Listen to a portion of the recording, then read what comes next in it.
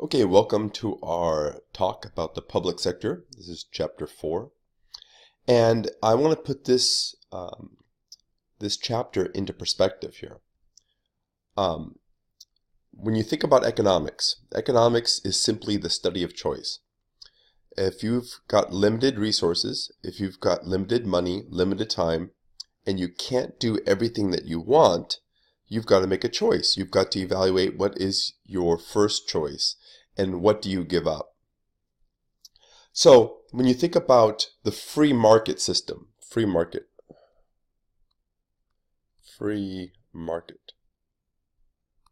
Sometimes this is called capitalism, sometimes it's called laissez-faire, but it all means the same thing.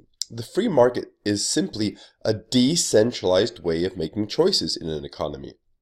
So basically what the free market says are individuals, you, me, everybody in the economy makes a decision as to what to produce, how to produce, and for whom to produce. So the free market system is simply a decentralized way of making choices. Now, the reason why the free market system is so prevalent around the world is because it does one thing very, very well. It's efficient.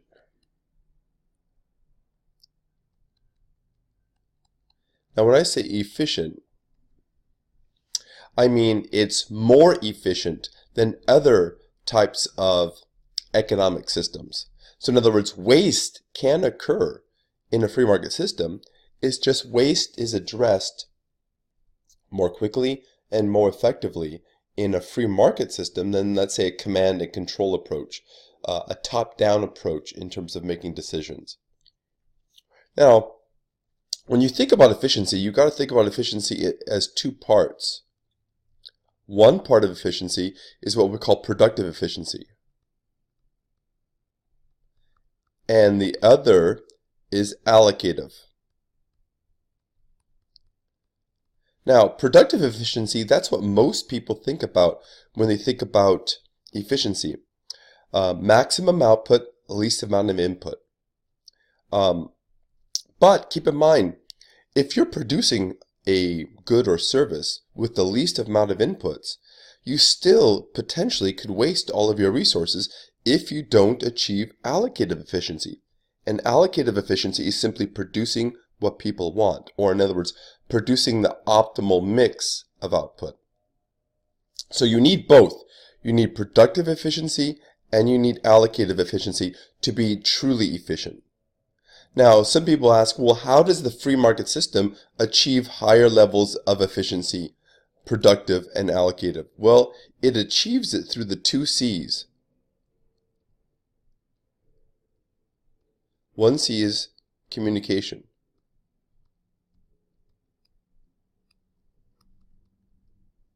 And the other C is competition.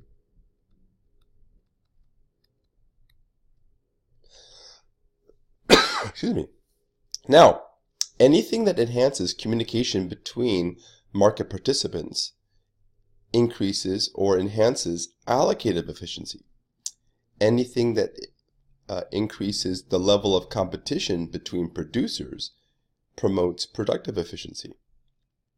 Now, this is how the free market system is supposed to work. Well, what if there is a breakdown in communication? Well, then you have a breakdown in allocative efficiency, and then you have what we call shortages or surpluses. In other words, the market produces too much of something or too few of something. Well, if you have a breakdown in competition, in other words, if markets monopolize, you have a breakdown in productive efficiency. There's no incentive to be the productively efficient because there's no firms out there to punish you for your inefficient behavior. So the free market system can fail if there's a breakdown in communication or breakdown in competition, and that leads to inefficient outcomes. So that's what we call market failure. Now let me tell you, there's actually a second category of market failure. The free market system could be doing exactly what it's supposed to be doing, producing the most efficient outcome. But if we as society do not like the efficient outcome, that's also market failure.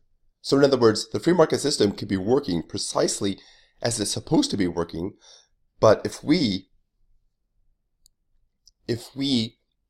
do not like that efficient outcome, the free market system has failed. Let me give you an example.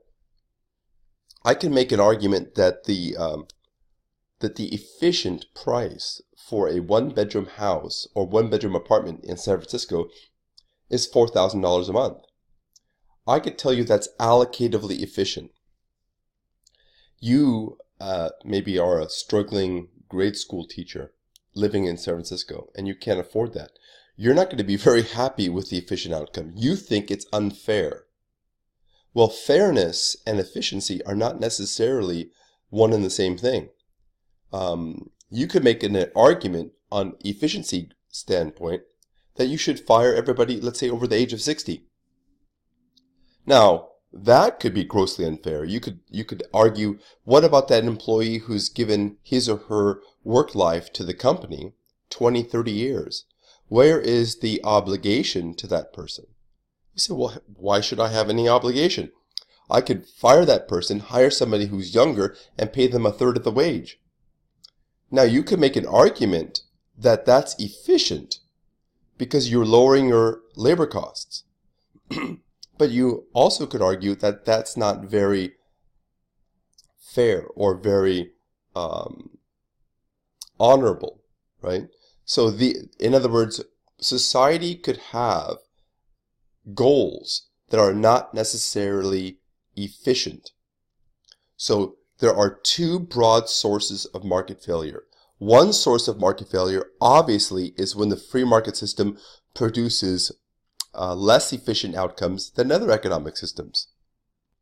And the other source of market failure is when the free market system is actually working as it should be, but we just don't like the efficient outcome. So what we're going to be doing is we're going to be looking at market failure and how can we correct for when the free market goes wrong.